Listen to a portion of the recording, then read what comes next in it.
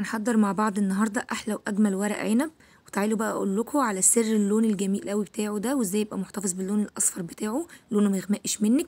وهقول لك على سر المزازه الرهيب اللي بيبقى فيه، وازاي بقى تعمليه بالطريقه الجميله قوي قوي دي، وانسي اي طريقه ورق عنب انت عملتيها وجربي الطريقه الحلوه دي. وازاي الرز يكون مفلفل والورق عنب جميل من اول واحده لاخر واحده، مفيش حاجه بتفك منه، يكون مظبوط معاكي والسوا بتاعه يكون مظبوط.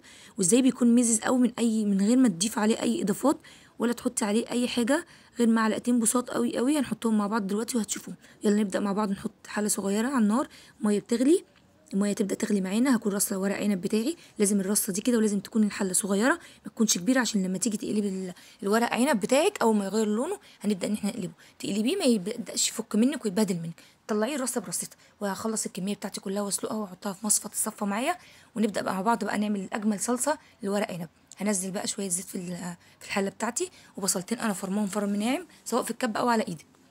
هقلب البصلتين في قلب الزيت لحد بس ما يبدا ان هو يتشوح معايا تشويحه بسيطه، ما بياخدش لون. وهنزل بقى بالطماطم بتاعتي اللي انا ضرباها في الخلاط ومجهزاها معايا. عايزه اصفي الطماطم صفيها، مش عايزه براحتك، انا بعملها من غير ما اصفيها.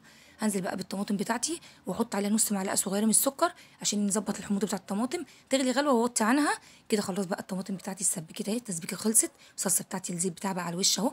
انا مجهزه 3 ربط من الخضره مقطعاهم وغسلاهم ومظبطاهم. هنزل بقى بالخضره بتاعتي، وهجيب معايا الرز انا غسلاه برده ومظبطاه ومصفياه عشان ميبقاش فيه ميه. وهنزل بقى بمعلقه صغيره من الكزبره، معلقه صغيره فلفل اسود، معلقه كبيره ملح، معلقه صغيره 7 بهارات، والشطه حسب الرغبه، انا حاطه نص معلقه صغيره من الشطه. هقلب بقى الخلطه بتاعتي الجميله قوي دي. انا كده ظبطت بقى الخلطه بتاعتي ومظبطاها. هجيب حله بقى هبدا ان انا احشي معاكم الورق عنب اهو. هجيب بقى مقطعه شرايح من الطماطم ومن الفلفل ومن البصل، هيديكي ريحه جميله قوي للورق عنب، بيدي ريحه خطيره وبيحافظ على الورق عنب ان هو ما يشدش منك ويلزق في الحله. ولو انا هقلبه زي ما هقلبه معاكم كده هتشوفوه ما يلزقش مني بسهوله. هجيب بقى اوريكم نحشي مع بعض ازاي. انا بحشيه بطريقتين.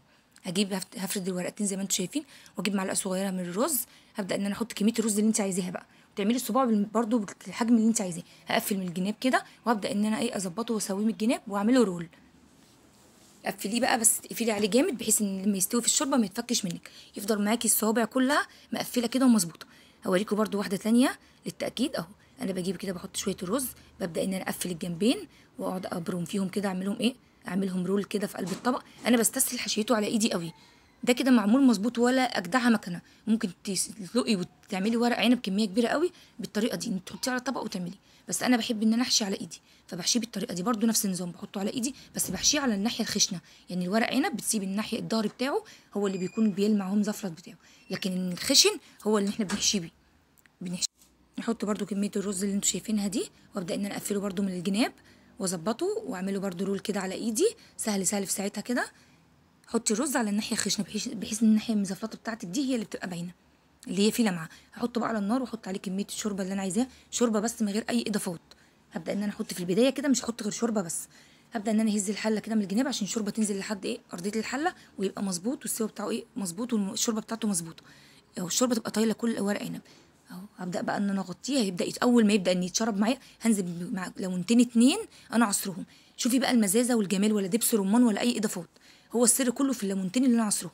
واغطي بقى عليه واوطي عنه واسيبه لما يستوي تمام كده. طلع واستوى. شوفوا بقى الجمال عامل ازاي. يلا ما تنسوش تشتركوا في القناه وتعملوا لايك، واللي مش عامل متابعه يعمل متابعه.